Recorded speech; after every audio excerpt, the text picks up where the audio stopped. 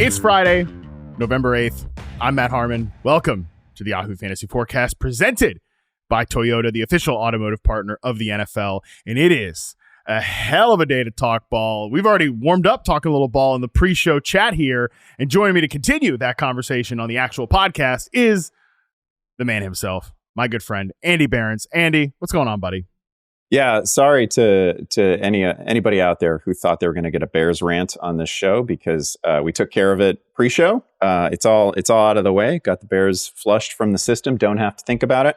I know I've said it many times, but this is my favorite show that I do during the week because number one, there's no accountability, and number two, I don't have to know anything. I can just throw a bunch of questions out there. We're just discussing things. We're just getting it sort of sussed out. I don't have to make any firm declarations. Nobody's holding me to account. I love this show. All right, well, listen, I'm happy you're happy. We had the Bears off the record Bears chat, so you don't have to get that on any of that on the record, which is probably for the best for both of us, honestly. That's for premium subscribers only. Yeah. That's the $69.99 a year package that you get with Yahoo Premium for sure. You get the Bears pre-show chat, and yeah, now you don't have to be held accountable here. So everything is coming up, Behrens. Andy mentioned, what we do here on the preview show every week. Andy provides 3 burning fantasy questions that he wants answered, and then we preview 3 matchups that he says deserve your attention. Then in the back half of the show, Tera Roberts will join me to identify the make or break players for week 10 that could determine the outcome of your fantasy matchups. And we wrap the show with our keys to winning players each week. We actually do have a listener question here, a listener burning question to stick on the end of Andy's 3 questions. As I mentioned, every week, if we get one good question to fantasymailbag at yahoosports.com, we will stick it as the 4th question in Andy's 3 burning fantasy questions segment. But let's get into that segment right now. The 3 burning fantasy questions that Andy wants answered this week here in week number 10 of the NFL season. Andy, hit me with the first one. The first one is fairly obvious, and I think it's the biggest one of the week, and that is the 49ers backfield, right? Who is available to us? How much will they play? And in what order will we see them play? This feels like it kind of hangs over the week, at least for a lot of us, right? We got McCaffrey back at practice, apparently feeling no worse for wear after his first couple of sessions. That's good. We also have Jordan Mason back at practice. Isaac Guerendo never left practice, and we absolutely cannot trust the head coach on any matter related to his personnel decisions, right? Like, he's been lying to us all year. I don't need to walk people through it necessarily, but you will remember that we started the season with, it seems like McCaffrey's probably going to be good to go in week 1. And then a few days later, he was on IR. And a few days after that, he was on a flight to Germany, right? Like, so we've been lied to. And we'll see where we're at this week. But they can't lie to us when they actually make in-game decisions. My assumption is that over a period of some weeks, I don't know how long, I don't know if this takes 2 weeks, 3 weeks, 4, the Niners are going to ramp up McCaffrey to something like 16 touches a game, 15, 16, 18 touches with an eye toward, regular usage, 20 touches, 20 plus touches by sort of mid-December, end of December, right? Mason, I think, has played well enough that 8 to 10 carries a game for him they can get CMC-like production out of him, at least on the ground, while the actual Christian McCaffrey is saved from some needless wear and tear. It's not like the Niners were conservative with McCaffrey last year, right? Plus, this team is also you also have to you have to think about the team context here. The Niners are 4-4. Like, I might have thought that, coming into the season, that their whole goal would just be, hey, let's get McCaffrey to the postseason healthy. But they gotta make it there. And I did not expect them to be a 4-win team at this point, right? So maybe they don't have the luxury of long-term planning. But again, like, a few nuggets on Mason, because I feel like Guerendo is such a popular ad. People, there's a segment in the fantasy analyst community that is already ready for us to like ditch Jordan Mason for the rookie. And I feel like we should remind people that Mason has averaged 5.1 yards per carry. He's getting almost 3.5 yards after contact. He is 6th in the NFL right now in missed tackles. He's 5th in runs of 10 or more yards. Stylistically, he's very different from McCaffrey. Like, he should play. Like, if anybody's going to play in combination with Christian McCaffrey, it probably should be Jordan Mason, assuming good health. So anyway, it's a big open question. And I think it's maybe worth talking about. Like, I don't know, last year, I really thought that the Niners would come into the season and they wouldn't just lean on McCaffrey necessarily for 20, 25 touches per game, because we're going to burn him out before we get to, the most important weeks. And they didn't take that approach at all. I certainly think it would be the right approach coming off maybe multiple leg injuries. So we'll see what they do. One thing we know for sure is that the coach isn't going to tell us anything in advance. Yeah, we're not going to know anything in advance. This is great for the burning questions, Andy, because the answer is just the great shrug emoji. Yeah. Shout out to Marcus Grant, who, when I was back working with him at the NFL, maybe the bosses weren't really totally dialed into our fantasy content, but did at one point in like a weekly preview piece, you're breaking down every player from every game, when Jimmy Graham was just like an absolutely unpredictable fantasy player with the Seattle Seahawks. Once just wrote for his blurb like a shrug emoji, and no one said anything about it. NFL.com published article, fantasy analysis on Jimmy Graham, shrug. And I kind of feel like the Marcus Grant shrug emoji is very applicable to this 49ers backfield situation this week. Because as you mentioned, we're not going to get any clues from the coaching staff. And I find it interesting that you say there's like a segment of fantasy people that want to see Jordan Mason, pushed up out of here, because when I've seen, and like Garendo is definitely flashed, but I think he's more of and maybe this answers my question because it's flashy, it's big plays, but I think is more of a boom bust runner right now. And when I've watched Jordan Mason this year, even from, the first couple of games he was out there, I thought, man, that's a power back that, and admittedly, I've always been a fan of Jordan Mason and like may have him stashed on a few dynasty teams, so maybe I'm a compromised source, but I thought he's like the type of tempo runner, like power back that would really complement a McCaffrey and take some of those grinder carries off of McCaffrey's plate so that we can use him in all these fun and efficient ways that the 49ers do. So I would think an ideal scenario, you're right to point out that the 49ers not being a dominant team right now with a dominant record and just like cruising to the number one seed in the NFC kind of complicates this. Their division is definitely clogged up there. They need to win games and put some gap between them and the rest of the guys in the NFC East. But I would think that an ideal scenario would be kind of a 60-40 split in favor of Jordan Mason until McCaffrey gets healthy and maybe later in the season they fully unleash him. I don't know. I definitely think that we could still see some Jordan Mason here. Bottom line too, Andy, is that from a fantasy perspective, I kind of want to start both of these guys and figure it out, because this Buccaneers defense is 29th in defensive success rate. They're 27th in EPA per play allowed. And definitely a lot of that is because the pass defense is just atrocious. However, the run defense is a bottom half of the league unit now too, because the whole thing is starting to crumble here. Yeah, it's funny. People who don't work in the fantasy industry have no way of knowing this, but like we use this rankings tool that's available on Fantasy Pros, right? And I put in my running back ranks this week, and one thing that the tool does for reasons unknown is it will occasionally flag players and be like, "Are you sure you want to do this?" And it's been doing that to me on Jordan Mason all week. It's been like, the industry consensus on Jordan Mason is like RB 48 or whatever. You've got him at RB. Are you sure you want to do this? And I'm like, I feel like I want to do this. I think you can play him. Like, I'm Andy Behrens. Okay, don't tell me what the industry consensus is. I'm the industry. I am Andy Behrens. Every time I publish these ranks, it's like, oh, here we found an error. Surely you didn't mean to do this. And I'm like, no, I guess I kind of did. Sorry. I think Jordan Mason's playable. I think Jordan Mason's been awesome. I think he's been one of the best. It's the Niners, and it's a great system, and he just seems lab built for some of the carries that he's getting, and I can't see any reason why he wouldn't continue to see 10 or 12 touches, especially given the fragile health situation that obviously exists with Christian McCaffrey. I'm on board with your scenario where they ease McCaffrey back in. I don't know if it's going to happen. I think if I'd actually waited half a season for him, I would just go ahead and play him in his first game back. He's too important and he's too good. Like what McCaffrey could actually do on 10 carries is just too great. Like I couldn't sit that, but I think they're both playable. And I certainly think that Mason is more playable than most seem to give him credit for.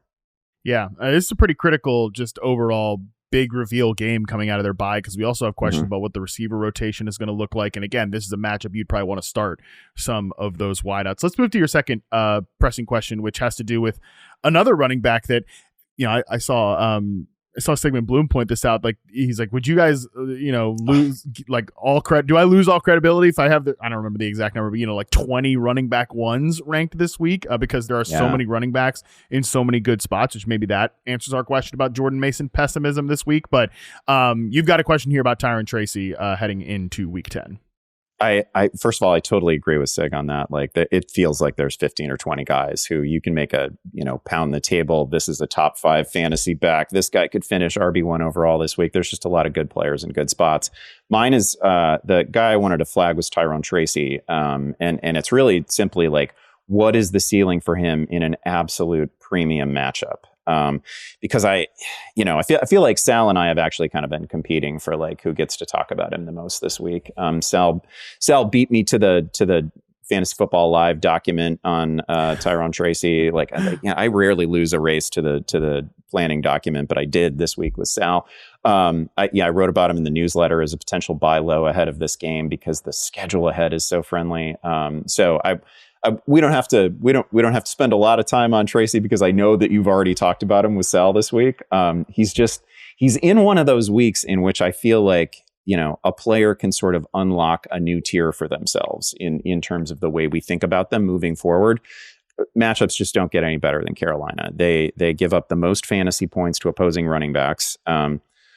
Also, I believe the most fantasy points to opposing tight ends, like maybe the 5th most to opposing quarterbacks. It's just a very user-friendly defense. And I think, again, as we look at the schedule ahead for Tracy, it's not just this game. It's Tampa Bay, it's Dallas, it's the Saints. I mean, it's just a layup line for like a month and a half. He has been seeing 65% of the snaps over the last 3 weeks with Devin Singletary back in the mix. So he's the clear lead back for the Giants right now, for whatever that's worth.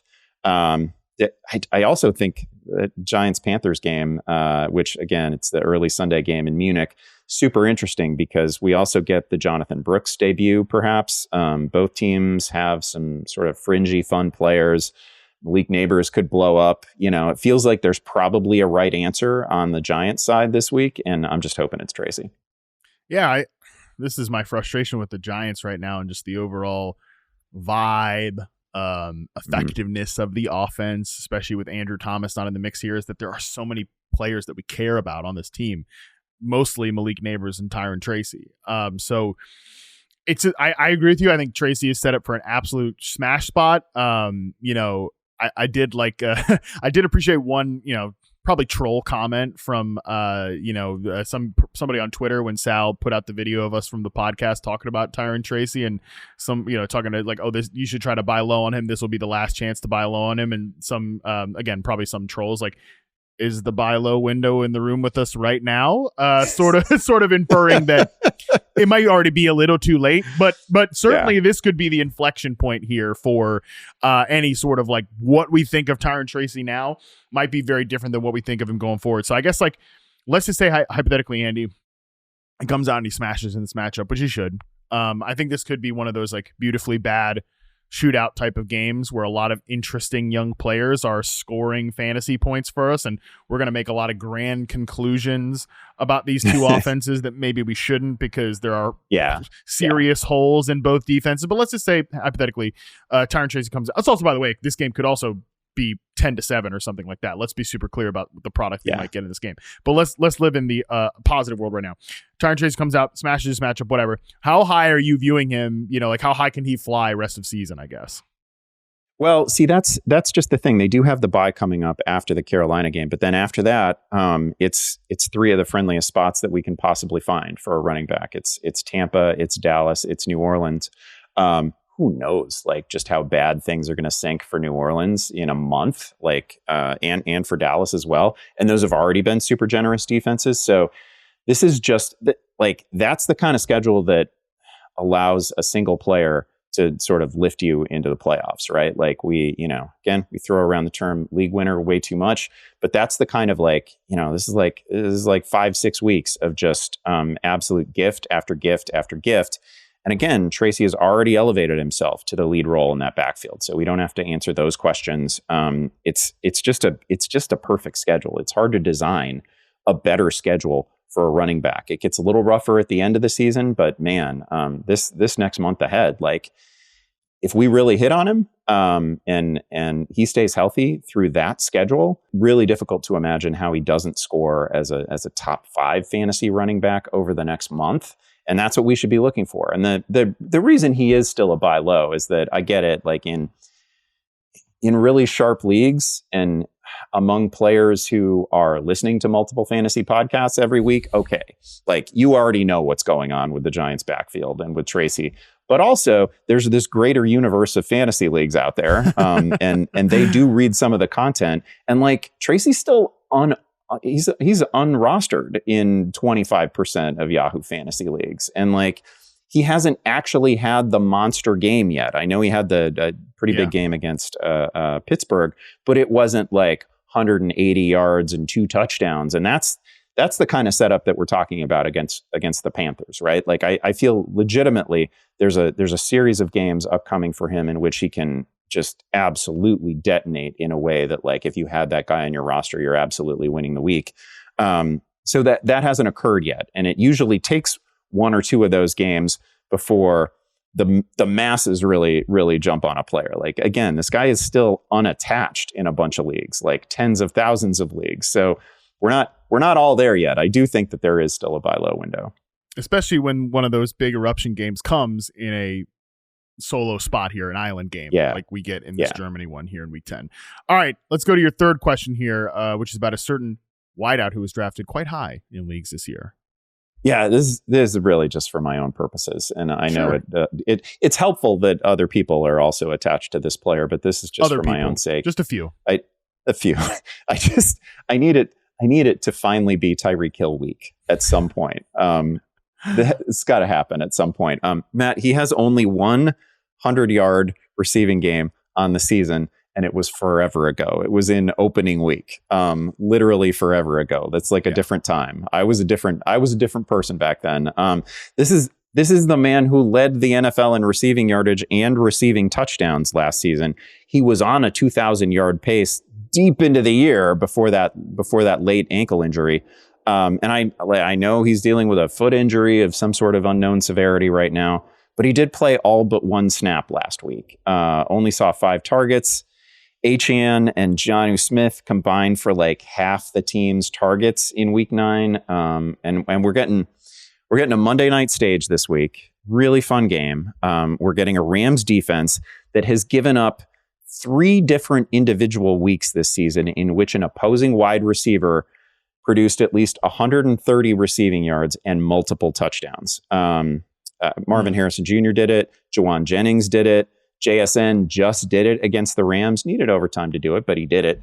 I absolutely know that last year's healthy version of Tyreek Hill would have gone for like 220 and 2 scores in this game. There's no question about it. I'm just hoping Tyreek can give us like 5 for 80, because that's been the ceiling lately. And I realize some of that is related to Tyler Huntley, but it hasn't really gotten better since Tua came back. But I am still hopeful that there is an eruption game out there somewhere. Yeah, and all 3 of those wideouts that you mentioned take resumes and, preconceived notions about who the players are or whatever. Marvin Harrison Jr., Jawan Jennings, and Jackson Smith and Jigba. It's not as if any of those guys were coming in tearing it up, right? Marvin Harrison Jr. back in week 2 was coming up. Oh my God, he 1 pass for 4 yards was the production. Remember it was is he too slow? Is he too slow to play receiver? He's only a 17 mile an hour receiver. He can't play, can he? Right. That's where we were at. Yeah, and obviously the rest of the season's been a little up and down for Marvin Harrison, but that's still the high watermark is against that Rams defense. Jawan Jennings is a guy that I've always had like a weird affinity for Jawan Jennings, but having weird affinities. Run blocker. Yeah, run blocker. No block, no rock, baby. I have a weird affinity for certain wide receivers. It's kind of the whole bit. That's kind of the whole thing. But this isn't a guy that was, okay, I'm normally scoring 3 touchdowns and going over 40 fantasy points. That's what he does against the damn Rams. And even JSN, I mean, fantasy analysts were getting their jokes off like after about 1/4 of that game, calling him, names and stuff like that. So, I mean, this was not a guy that was coming in here tearing it up either. He tears it up against the Rams. This should be the smash spot. And it's been funny because the production has gotten better with Tua back there. We're back to double-digit fantasy points, but just barely. We're like just over 10 fantasy points for Tyreek Hill the last couple of games. So I don't know. And even we're not even going to have a conversation about like Jalen Waddle, but obviously he's an embattled player at this point. Really the one thing working in this offense right now is dumping it down and kind of designed stuff to Devon Achane. So, and this Rams defense, I will just note, I think the secondary is still problematic. So yeah, obviously for these receivers, good stuff, but the play up front has certainly improved. Jared Verse has played really well. Byron Young's playing well. Braden Fisk dominated that game against the Seattle Seahawks in week 9. So can this offensive line in Miami protect Tua long enough for him to get the ball downfield? That is still an outstanding question as well. Yeah, the Achane thing, which is fun in its own right. Totally. Like he's become obviously a must-start guy. You're certainly playing him this week, and it's reasonable to think that he has taken a chunk of the production simply away from Waddle and Hill. He's great, but man, given the number of playmakers here and the creativity that I thought was present in the design of the offense, you would expect at least 2 guys to be able to go off each week. And certainly in a matchup like that. I mean, man, the other thing is you took Tyreek Hill like 2nd, 3rd overall, but certainly with the expectation that a normal week from him is going to be 90, 100 yards, good shot at a touchdown. And there's literally only been one of those weeks. There's only been one week at the level that you considered the floor, and you haven't seen a ceiling week yet. Right. I'm hopeful that it can happen in the second half of the season. I gotta believe that the Dolphins can produce like 2 great fantasy starts in any given week, but we just haven't seen it yet. All right, let's hit this listener question before we move to the break. Real quick, Andy. This one comes in from @sdeuce. I don't know. ATSDUCE was the email, or it didn't sign the name, anything. At least I don't think. If I'm messing that up, dear friend, my apologies. But sent in this question: how much should the position matchups, obviously fantasy points against, whatever, just basically end of season matchups for a player be factored in when evaluating trades? Obviously, this is a discussion we have a lot preseason. Don't be thinking too far ahead. But now we're here in week 10. We're getting close to like fantasy trade deadlines. Andy, how much do you factor, the kind of the matchups to come when you're trying to make these trades here towards the end of the season? I'm willing to go about as far as I did with Tyrone Tracy, which is to say I'll look a month ahead. I'm not ready to go. I'm not ready to skip ahead to what it looks like in weeks 16 and 17. It's pretty far away. And most NFL defenses are like, they're like 2 injuries away from utterly collapsing. Good right? point. From going from, whoever you consider the best defense in the league right now. Like the Steelers have been great at basically stopping everything, but it's not that difficult to identify the one player who can't get hurt for the Steelers. And then all of a sudden it's, the house of cards falls in on itself. Like most defenses are like that. So I don't, it's fine if you want to use it like playoff strength of schedule, if you want to use that as some sort of tiebreaker, but I'm not ready to like lock in on it yet ahead of any sort of trade discussions. But I am very willing to look at the 3 weeks ahead of us and just say, what does this look like? And ding a player who hasn't yet had his bye, or ding a player who's got tough matchups in the next 2 or 3 weeks. And I'm all about like what is right in front of me in fantasy. So in Tracy's case, again, it's just nothing but extremely friendly matchups once he comes out of his bye, and again in the matchup ahead against Carolina. So that's what I want. I kind of lock in on the 4 weeks ahead. That's really good analysis and very sobering, because I do tend to sit here on the show, especially when I pull up the schedule and you start avalanching it, which is just And then they get this in week 12, and then this in week 13, and this in week 14, and this week 15, 16, 17. Like, oh man, what a schedule, because you just start reading it off. But great reminder of something that you just said in the Tyreek Hill section. Week 1 feels like an awful long time ago. We are now here at the halfway point. Basically, we've got 7-8 more weeks to go here, and what's the reality in week 17 is going to feel really different than the reality here in week 10, because like you said, I feel like a very different person spiritually, mentally, emotionally, physically than I did in week 1. So it's a good reminder there to not look too far ahead.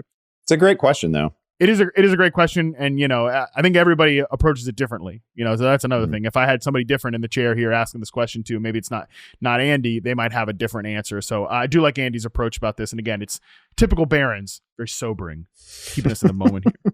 Andy Behrens. All right, with that, let's take a break, and we come back. We'll talk through the 3 matchups that Andy says deserve your attention right after this.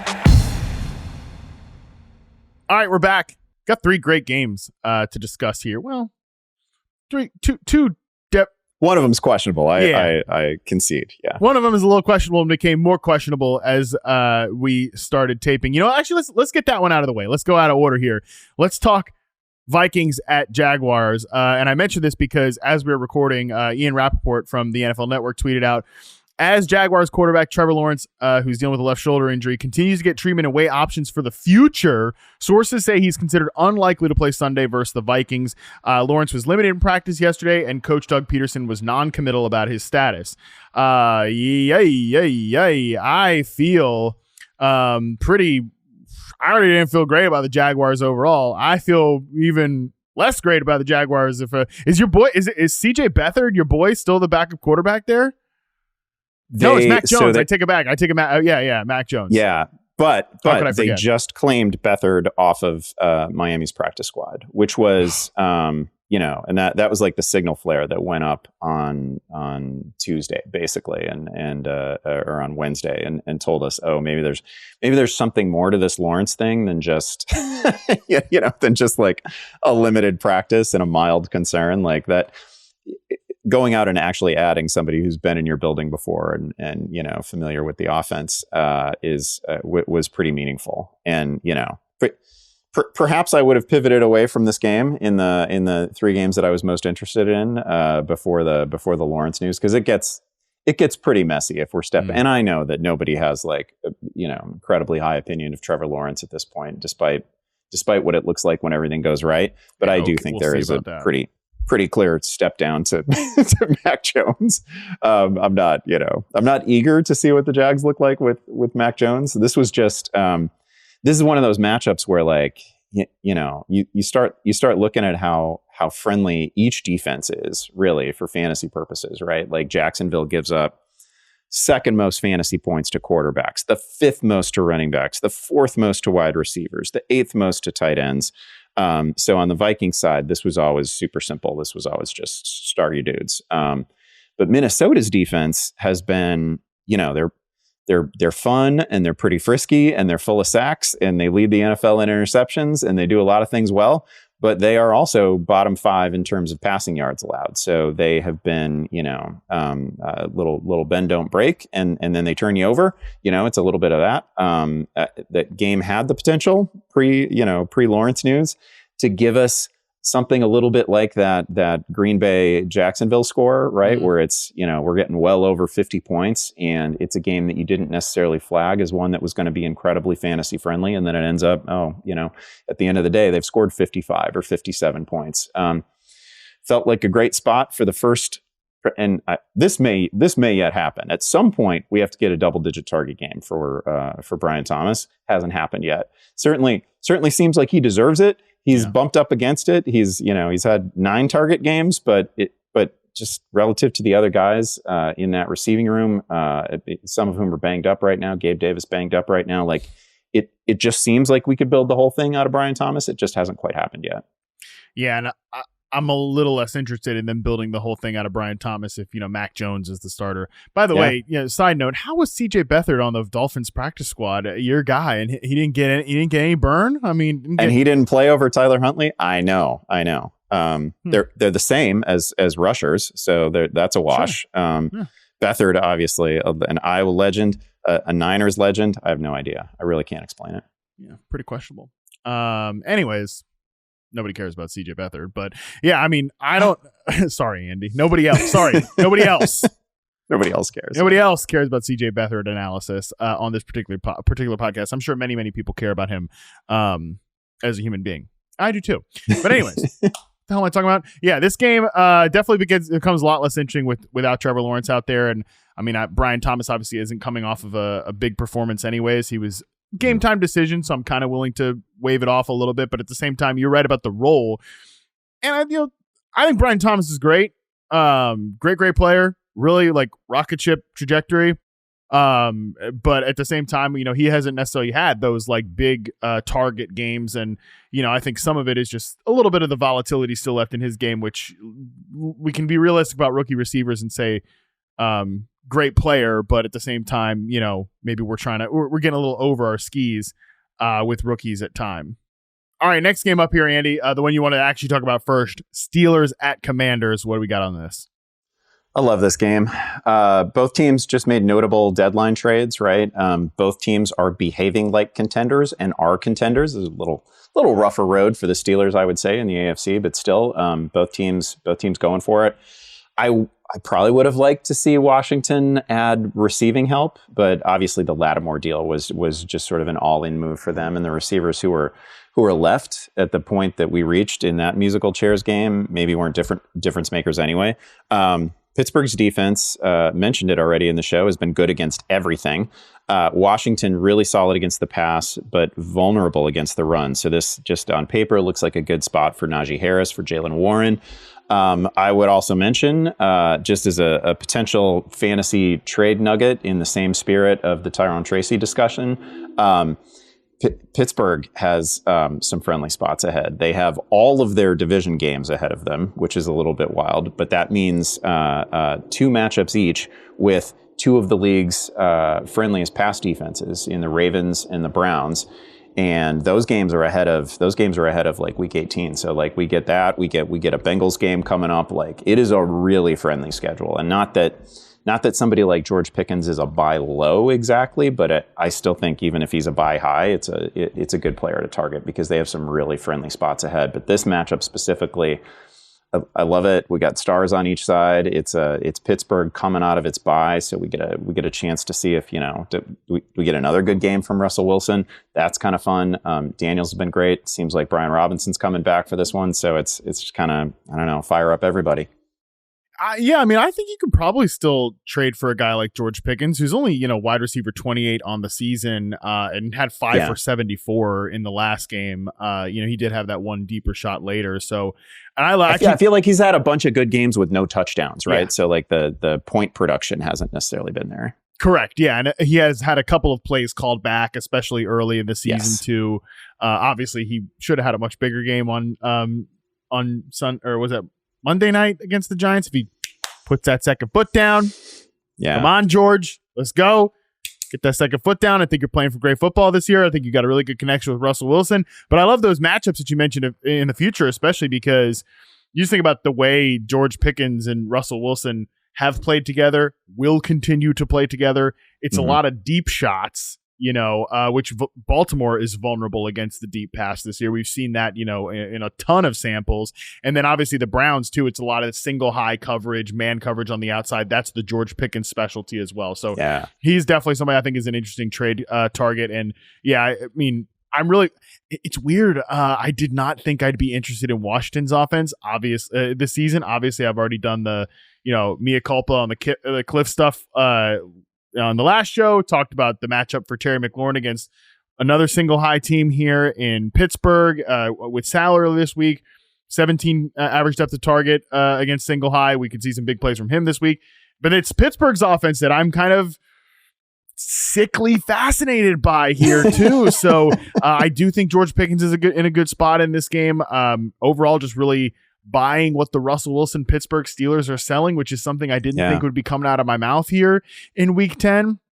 And overall, I like where the run game is headed as well with Najee Harris. Yeah, I feel like if there's, it's kind of not a lot of fantasy implications to it, but if there's an area where I feel like I need to give a little bit of a mea culpa, it's just I was done with Russell Wilson. Yeah. Like I really thought, even though I thought that what Sean Payton got out of him last year, I thought was like sort of maximizing what was left of Russell Wilson, right? And it was that if you were just watching those games, they were weird. It was everything at the line of scrimmage, behind the line of scrimmage. I know the production was more or less there, but man, I mean, he has made some like drop it in the bucket, downfield throws.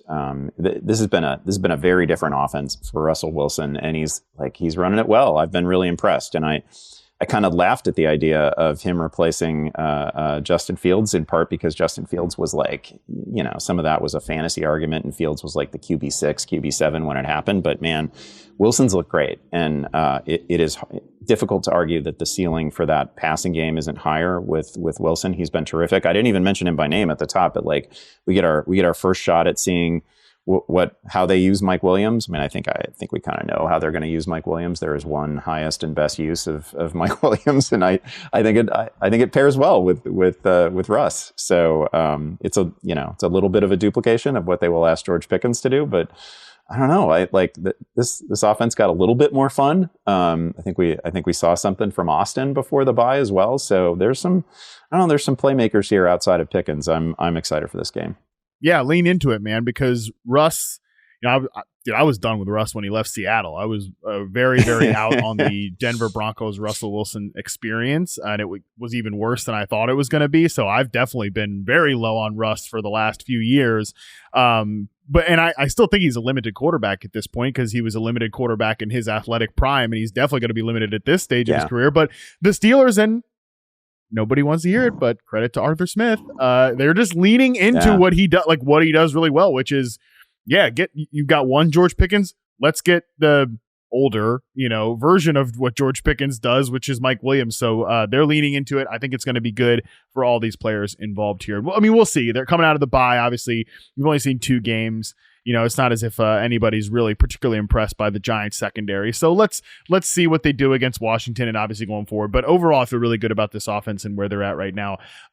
Let's move to the final game here, Andy, featuring one team that, how could you not feel great about, the Detroit Lions, and going into Houston to play the Texans, which don't feel so great about those Houston Texans at this point. What do you got in this one?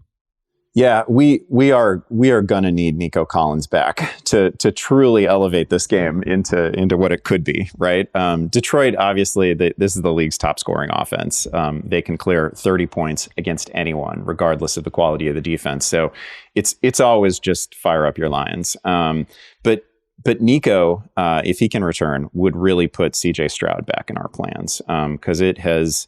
I mean, no mystery. It has not been great when Stroud is throwing to John Mechie and Hutchinson and Dalton Schultz and Bob Woods, right? Like those are fine complementary players, but that none of them are guys that you can feature necessarily in a passing game, and none of them are even close to Nico Collins as playmakers. Stroud has only cleared 20 fantasy points once this season and hasn't done it since September. But of course, like if we get Collins back and it's just Collins and Tank Dell, like all of a sudden we can think about CJ Stroud as a top 10 fantasy quarterback again. So that's kind of the key to the whole thing. And maybe we know by the time people are listening to this podcast, we probably know it feels like the vibes are pretty good generally on Nico Collins. It would just be really, really nice to get him back on the practice field and get him involved in this thing. Because again, if he's in it, I'm definitely starting him. I don't need like a wait and see week on Nico Collins. If the Texans say he can go, he's in my lineup. No question about it. Top 5 or 6 fantasy receiver. He's been incredible this year. So that's one big piece. On the Detroit side, I think the only thing, the only thing I'll call out here is just how ludicrously effective, efficient, and good Jahmyr Gibbs has been this season. He leads all rushers right now in yards per carry at 6.4, which is stupid at this point in the season. Also leads all rushers, and oftentimes this will be a quarterback at the top of this leaderboard, leads all rushers in success rate at 63.1. 63.1, that's crazy. And David Montgomery is at like 55.5. So like that tandem Each of them, I think, was 7 rushing touchdowns. Absolutely ridiculous. Just a filthy running game that you can't stop, and you have to just not even look at matchups with the Lions. Honestly, also, I guess we get Jameson Williams back, so who knows what that's going to look like, right? It feels like it's been bad for Sam Laporta, but also like Jameson, after that hot start with a bunch of targets, he had actually, and he'd scored a couple times, but he had settled into more of a 2, 3, 4 target sort of role. So we'll see which version of Williams we get. Yeah, and I still think that's probably the best use for Jameson Williams is like get him on efficient targets but low volume. But everybody's had lower volume from a raw volume perspective than expected in this Detroit Lions offense, and especially in the passing game, mostly because they haven't really had to open it up against anybody. And obviously this version of the Houston Texans, if they don't have Nico Collins, then I think, are they really going to have to open it up against the Houston Texans, or can they just put the ball in the running back's hands over and over and over again and kind of just grind them into a loss? I think that's totally possible. But yeah, if Nico's back out there, I mean, look, they're going to need him because this is a man-heavy defense in Detroit. They make you do the difficult stuff a lot, as we talked about previously on the show. Like, and it's fun. It's really fun to watch. I really enjoy watching this defense. It's a lot of man coverage. They heat you up, even if they don't have Aiden Hutchinson anymore. They just traded for Zadarius Smith. I think that's going to help them a little bit. Aleen McNeil's coming off a great game last week, so they're going to need a guy like Nico Collins who can actually get open against man coverage, because I don't think any of the guys out there right now. Tank Dell definitely starting to look a little bit better right around the time when he should be starting to look a little bit better, but guys like John Mechie, Xavier Hutchinson, this version of Robert Woods, they're not beating the Lions corners in man coverage, period, end of story. So they need Nico Collins back out there for this to be a competitive back and forth game. Yeah, the other thing, the Lions are just so full of crazy stats on the season and crazy like efficiency stats. Jared Goff, I think I saw today over his last 6 games, is completing like 82% of his throws. That's just stupid. Like nobody does that. That's unprecedented stuff. This thing is a machine, and it is absolutely humming. Yeah, absolutely humming. And I think he had like 3.7 air yards per completion last week or something like that. I mean, on the season, 4.8 air yards per completion for Jared Goff, which is, right around Daniel Jones, your boy Caleb Williams, Spencer Rattler. And this team is a powerhouse on offense, and he's averaging that many air yards per completion because, like I said, they just haven't really had to open it up. And I wonder if they'll have to open it up in this game, because obviously the Lions can. We should have no question. Like, can the Lions offense open it up? Yeah, no kidding. For sure they can. So I'm hoping that's what we get out of Houston, because Stroud's a guy that's our consensus quarterback 20 this year over at Yahoo for our rankings. I'm actually the lowest right now because I've just been skeptical about the Nico Collins, whether he's going to be back and things like that. But yeah, I mean, there's guys like Justin Herbert, Aaron Rodgers, Drake May, Russell Wilson that I might rather play over CJ Stroud this week if we don't get Nico back. If we get Nico back, obviously different discussion there. Yeah, totally huge swing. I think he's unplayable without Nico, and that's not. I don't even mean that in a disrespectful way to Stroud. I think he's really good. I think he's having a fun season, but we need at least. You could have made an argument for him with a healthy Steph Diggs, but we don't even have that. There's just only Tank Dell here, and we need Nico to balance this offense. All right, Andy, hell of a show. Appreciate you, my friend.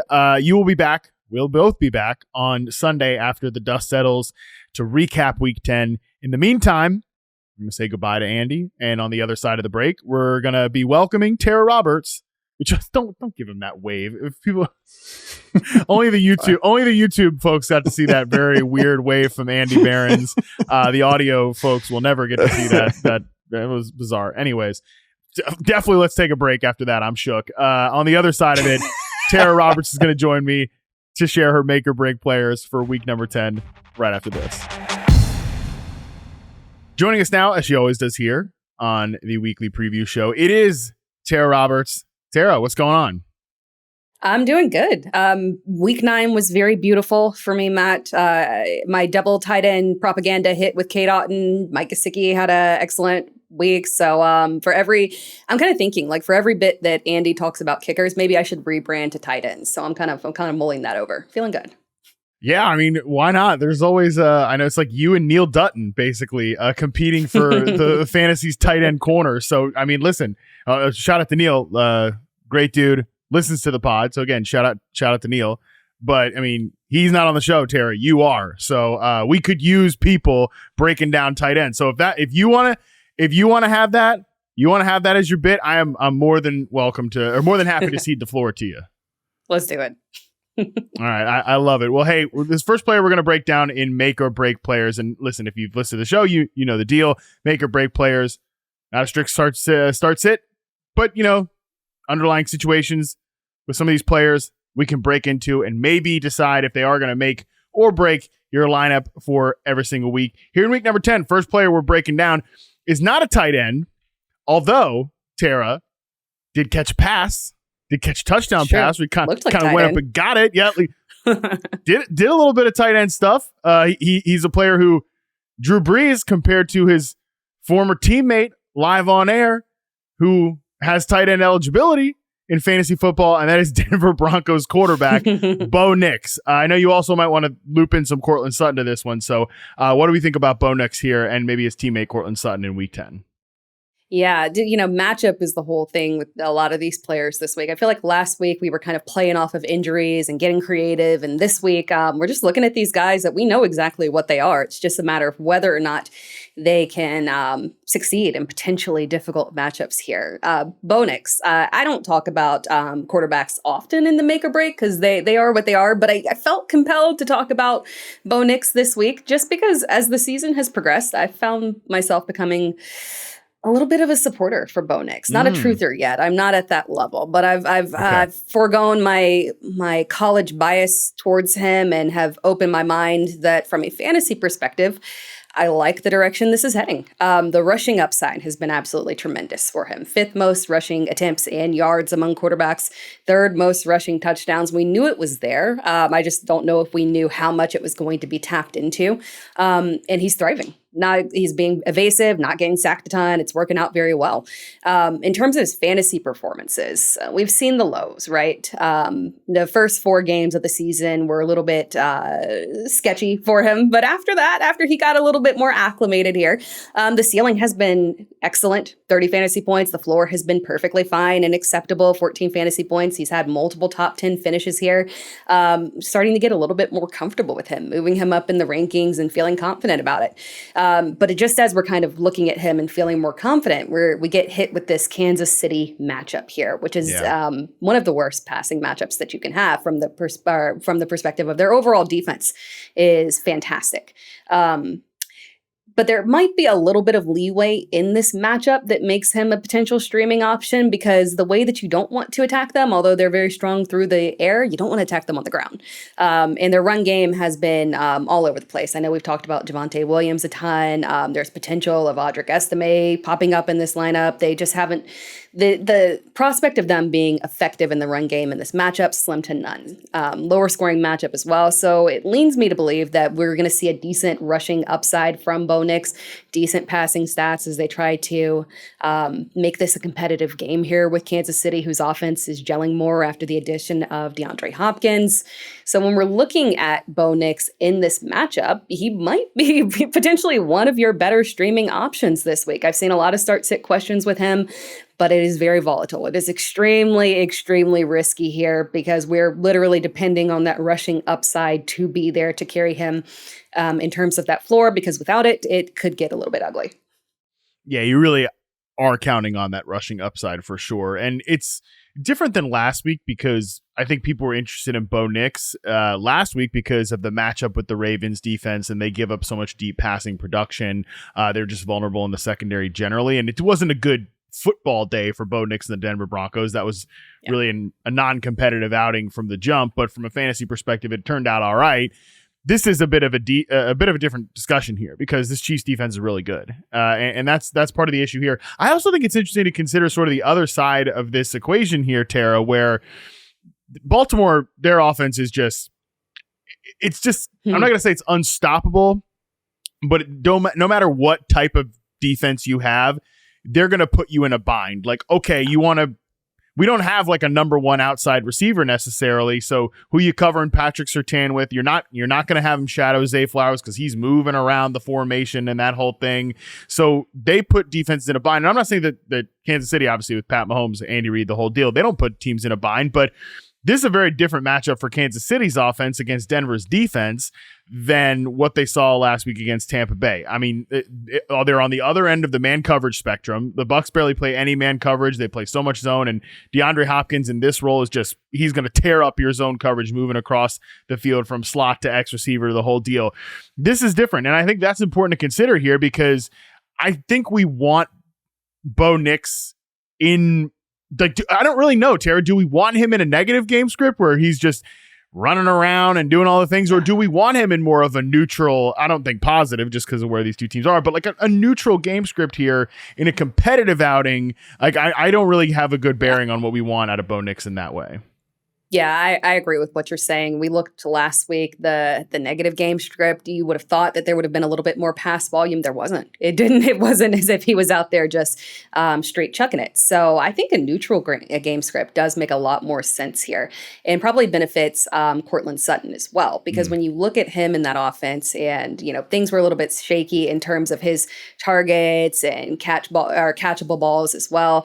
But over the past couple of weeks, they've gotten on track, yes, in better matchups, but at the same time, it seems like they've really decided to stop playing around with shifting targets to other locations and said, hey, this is our guy right here. We're going to narrow the target share within this offense. And we're seeing high volume go to Courtland Sutton. So if that connection can remain, the strongest connection between the two players on the team, at the same time, get a game where this is low scoring but competitive. It doesn't feel like we're getting a panicked Bo Nix trying to chase points and figure out or play hero ball or something like that.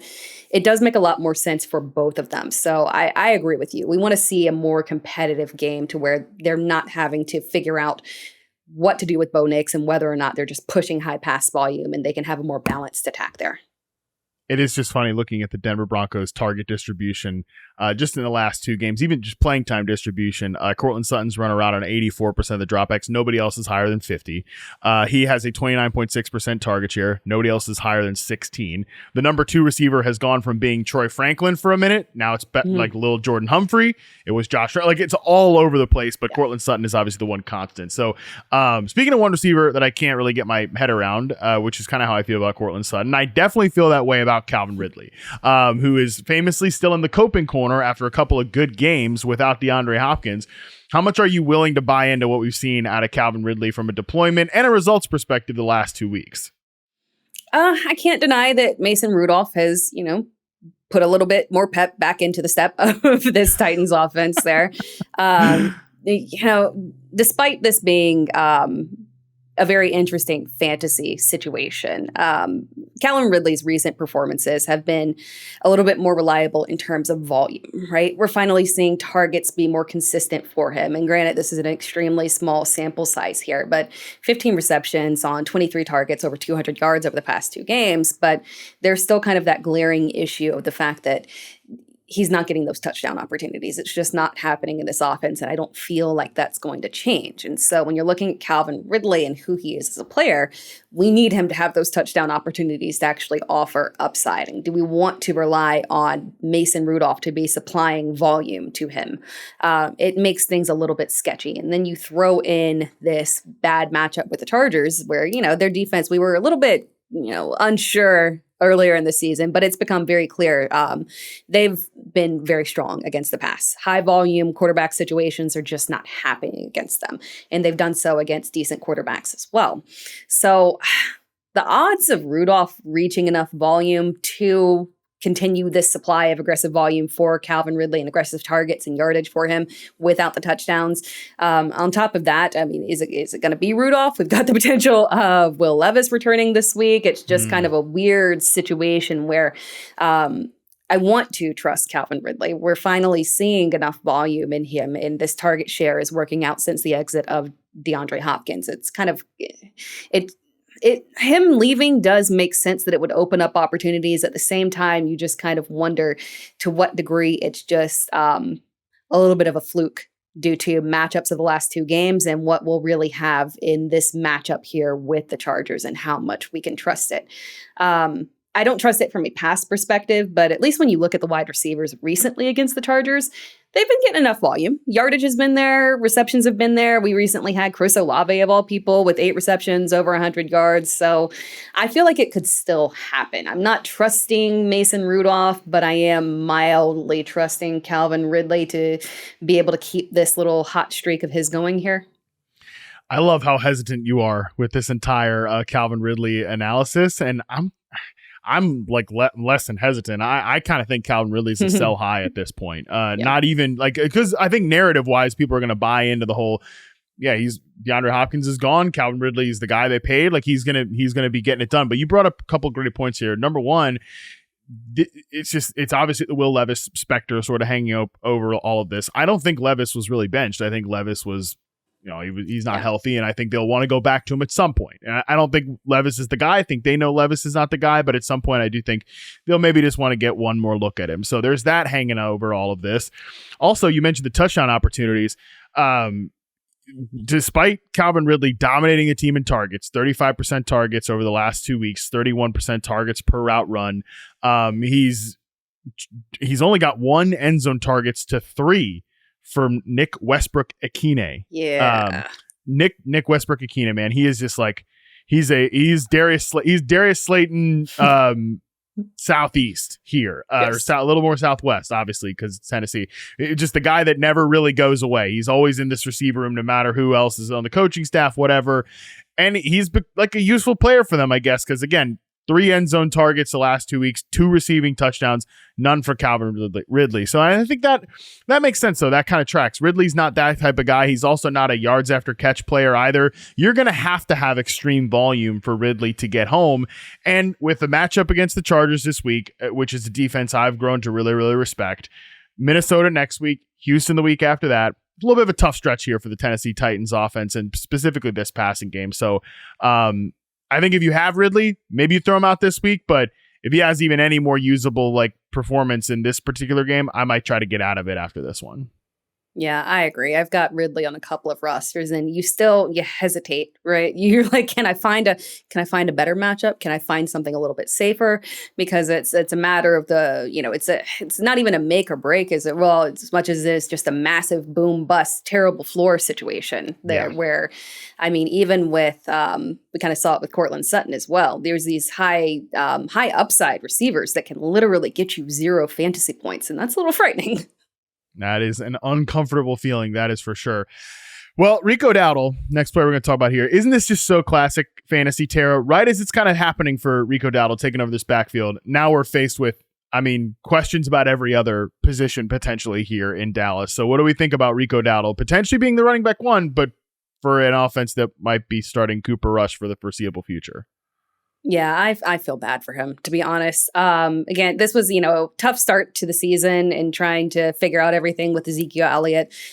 Pushed him to the side, became the clear back, suffered an injury, got sick. I mean, it's just been, bye week. And now all of a sudden we feel comfortable with him. Like, I know this is the RB1. I know that Zeke is not a threat. I know Dalvin Cook is not a threat. Volume will be there, but what kind of volume, what kind of productivity can he have off of this volume with Cooper Rush at quarterback here? The only thing that I will say here is that his role within the receiving game has grown, and I'm feeling a little bit more confident in the amount of volume that he's been receiving through the air. So let's say we get into a scenario where Dallas is obviously struggling, they're chasing points, there's not a game script situation is the good thing, because I know last year, for the little bit of sample size that we got of Rico Dowdle, we were looking at him as more of a, he's not a guy that was going to be in on third downs. He's not a receiving threat, and it seems like he's really developed and earned that trust within the Cowboys offense, and that's fantastic. At the same time, do we trust that Cooper Rush is that guy that is going to be checking down a lot? We got a very tiny sample size, but it doesn't appear that way. So I feel like checkdowns can save him. He's got a decent floor here. I'm not super panicked about him if I had any level of confidence that receiving volume would continue. So him as the player, him as his role within the offense. Perfect. I've got no problem with that. It's just exactly what you said. We have no idea what is going to happen with this change in quarterback situation and what this offense is going to have to transition to. It's he's in perfect range in our weekly rankings. He's running back 28 in our weekly rankings consensus wise over at Yahoo, which is so perfect because it's just like, all right, you got a better option? Throw him out there. But he's right on that borderline of what I would say is an acceptable starter, because I think after that, the guys that are starting after him, or excuse me, that are ranked after him, Tank Bigsby, Raheem Mostert, Javonte Williams, Tyler Algier, Austin Eckler with, Brian Robinson probably back in this game. I think that's what the rankings assume. Obviously, that would change if Robinson misses time. But those guys, like typically if you're starting them, your fantasy team is kind of banged. Your fantasy team's not in a very good spot. But I feel like you can still say, all right, I'm doing okay if I'm starting Rico Dowdle. If I have Rico Dowdle starting as my running back 2 or my flex or something like that, I'm okay. I like the way that not great, but okay. But I like the way that you break down about the passing game part of this for Dowdle. And, Sal pointed out earlier this week that Rico Dowdle actually was in the 2-minute drill ahead of Hunter Lepke, the fullback who was kind of operating as that player. That's a good development for Rico. The other thing that does scare me, though, and we haven't talked about this, I would say that the Eagles defense went from a unit that I was really skeptical of to start the year to a unit now that I have a lot of respect for, because they have players breaking out really at all 3 levels, young guys. Jalen Carter looks like he's taking another step. Nakobe Dean's had a couple of nice moments lately. Cooper DeJean and Quinyon Mitchell, the rookies in the back end, look like hits. Especially, I'll talk about them when we get to the next player here, actually, because they played last week. But those guys all look good. So that could also limit sort of the ceiling of a running back for a Cowboys offense that is, again, probably going to be trailing points in this game. Yeah, I've got the exact same mindset on that one. It's not a good situation that he's running into. I flipped in terms of the way that I look at that Philadelphia defense as well, and I feel like we kind of knew that heading in to the season, that it was a young team that had to develop. So it's just hitting at a very tough spot for him. All right, so I mentioned that other player, which is Brian Thomas Jr., which is a great way to wrap up make or break here, because Tara, I don't know if you had Brian Thomas as kind of on this list anyways before the news about Trevor Lawrence, but certainly now that Trevor Lawrence not likely to play this week, maybe not for a while. Yeah, Brian Thomas seems like a screaming make or break player. So Tara, I know we're going to get a ton of questions about Brian Thomas leading up to Sunday. What do we do with this guy, especially because he's not coming off one of his big games? So what is your advice to people about Brian Thomas, and how are you viewing this situation now going into week 10? Yeah, he was on the list before the news. My position on it slightly shifted after the news. Really? Not a Mac Jones believer. I will say this. We've never seen Mac Jones with this caliber of wide receiver. So perhaps, maybe he can, maybe he can tap into like his Alabama days where he was out there throwing to, I don't know. It's possible, but I do I want to believe in Mac Jones? No. So I'm not. And it sucks because I've got a lot of Brian Thomas and you just feel so uncomfortable right now. And like you were saying, I can make an excuse for him last week, because that Philadelphia defense, 2 receptions, 4 targets, 22 yards. I mean, that was a terrible, terrible output there. But it's very clear that the Eagles defense is coming into their own and kind of on a hot streak and flipping right here, particularly in their pass defense from what we had seen earlier, where it was a lighted up matchup. But looking at Brian Thomas, there's just a very, very clear pattern here. And I can see the vision. I know the goal of what I want for him. I just don't know if it can happen in this Jacksonville offense right now, especially if Trevor Lawrence is going to be out for extended time. And we know for sure this week.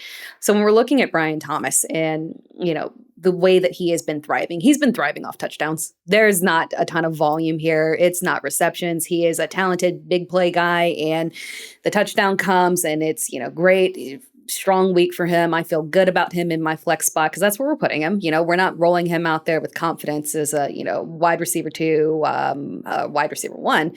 We're putting him into our flex spot and we're saying, I think this is a guy who has a decent matchup here and the ability to get a touchdown and pull through. And that's what he's been doing. But when those touchdowns don't come, good Lord, the floor is low because the volume just isn't there for him. So looking at him this week. And it's kind of weird because this Minnesota defense is kind of trending in the opposite direction of Philadelphia. Mm-hmm. And they had a nice, strong bounce back week last week. But at the same time, I don't know how much I buy into that. I think it just, at this point, teams have enough tape on that defense, and a good coaching staff can figure out how to exploit it. Now, is this the coaching staff that can figure out how to exploit it? That I don't know. That puts another wrinkle of lack of trust in Brian Thomas this week as well. Vision-wise, there should be an increase in opportunity, you would think. Christian Kirk going down as well. Gabe Davis not really existing. You would just think that there would be the ability to kind of game plan and scheme to get some more volume to Brian Thomas, but it's not happening. And we can't live off of those 4 or 5 targets, unfortunately. So, yeah, the Trevor Lawrence news just kind of pushed it in the direction of not feeling super confident about this one. The path to volume exists, but I just don't know if Doug Peterson has it in him. Yeah, I mean, you said the quiet part out loud right there, which is a coaching staff. Like a good coach staff, good quarterback can probably find the areas to pick in this Minnesota defense at this stage, even though earlier in the year, they were putting good quarterbacks like Brock Purdy with good coaches into stuffing them into a locker. I just have a lot of questions about Doug Peterson and this crew, this specific scheme, being able to pick nits in a defense, because that's not really what they do. They kind of just line up and play, and they have their, Brian Thomas is the guy that's been a little bit role amorphous here. He's the guy that moves around the formation. He doesn't just stick at one spot at X receiver. He can play multiple positions. But even still, you're right to point out the volume. 18.1% target share since week 5. He does get he gets the end zone targets, and he makes big plays. A lot of yards after catch opportunities there for him. But you are relying on those big plays, and you are relying on those touchdowns. How many touchdown opportunities and how many big play opportunities are we going to get against a Vikings defense that, they've given up production, but overall still a good unit that's tough to face. And it's the Doug Peterson, Press Taylor brain trust with Mac Jones at the controls. I don't know, Tara. That's a lot of things I'm saying there sound a lot more break than make. Yeah, it's not McVay and Stafford attacking here that is gonna that you can pull through. Yeah, it's exactly what it is. It's just a lack of trust in this Jacksonville team that is unfortunately pulling Brian Thomas down. In another scenario, we're saying, okay, he's a talent that can pull through in a difficult matchup here. But when you're surrounded by this coaching staff and this quarterback situation, unfortunately, no. I hope he can pull through, but it's so risky this week. Yeah, we'll see what Mac Jones can offer us, and see if he can channel his 2021 rookie season with the New England Patriots and just keep the train on the tracks for this Jaguars offense, and specifically Brian Thomas, because I'd like to see him grow more. I was saying earlier in the show, I think we got just a little bit over our skis with Brian Thomas's start this year. Like, is he a true number 1 receiver yet? I think we're still kind of in the discovery phase of that, but he should be in the growth phase, and you're just not going to grow a lot like in this soil. Not a lot of good, not a lot of good place to grow your roots in this particular soil that we got going on in Jacksonville right now. But that's enough negativity. Let's wrap the show with a little positivity here, and let's toss it to our keys to winning, presented by Toyota, the official automotive partner of the NFL. And of course, as it always is, our keys to winning this week here in week 10 is to pick a couple of players that are going to just be fantastic in your flex spot this week. Don't make or break. Forget it. No. These guys are going to be great for you. These are the keys to winning this week. I will say, Tara, before I toss it to you, I love both of our selections this week. These are a couple of route runners, a couple of separators we're going to be talking about today. So I feel right at home discussing these two players. You give me your first key to winning player this week. It's time to fire up your Khalil Shakir. If you've been hesitant and not been rolling him out, now is the time. The Buffalo receiving corps has been very intriguing since the arrival of Amari Cooper. In his first game with limited snaps, Cooper had a solid outing, but so did Coleman and Khalil Shakir, giving you a sense that everything was just kind of coming together. Maybe Amari Cooper was just that little missing piece. Even the following game when he got hurt, we still continued to see strong usage of the other players as well. Shakir has been very steady Despite his very solid involvement in the offense, fantasy managers, it feels like they're just kind of hesitant to view him as a must start, but now is the time. We've got Coleman and Cooper both dealing with injuries. Shakir should be the clear wide receiver one in an excellent matchup against a struggling Indianapolis defense. Here we've got Shakir with the most reliable hands in the league. This could be the perfect alignment for him to finally achieve that true wide receiver one upside that is just kind of tapped somewhere in there. I like it. Oh, I know it. I feel it in my bones that upside is there, and I'm very excited to see it. I'll pick another slot receiver, and definitely a route running type of player here for my key to winning player, and that is Chargers wide receiver Ladd McConkey. Yeah, I know Josh Palmer, Quentin Johnston, those guys got in the end zone last week, but make no mistake, Ladd McConkey is still the top receiver on this team. The volume data, routes run, target tree, all of that points to that way. And the film really asserts it as a fact, I think, with Ladd McConkey, how he's looked. And he still had a pretty decent day, had a play called back due to penalty, but still cleared 60 yards, had 5 catches, like I said, on a team high target share. The Chargers they've continued their pass heavy ways in recent weeks. Since returning from their week 5 bye, LA ranks second in neutral pass rate, a far cry from what a lot of people feared this offense was going to look like coming into the season. And Justin Herbert in that same span has registered 18 deep attempts, top mark among quarterbacks. So I love the way the offense is functioning. I love the way Ladd McConkey is being deployed, and I love the way Justin Herbert's playing. There's a lot of love for me for the LA Chargers right now. And yeah, it seems like an on paper tough matchup with this Titans defense, but if you really dig into some of the data, teams have been much more willing to pass on them than they've been to run on them. And I think that's the way the Chargers will approach this one, especially with the slot receiver matchup in Ladd McConkey. Probably not going to get a lot of tough coverage from the outside cornerbacks. So Ladd McConkey, definitely a key to winning player this week, along with Khalil Shakir. Absolutely love these two separators here for this particular segment. And that, Tera Roberts, is going to do it. Hell of a show. Appreciate you. Man, I feel bad for what we said. I mean, I think it needed to be said, but I feel bad about what we said about Brian Thomas.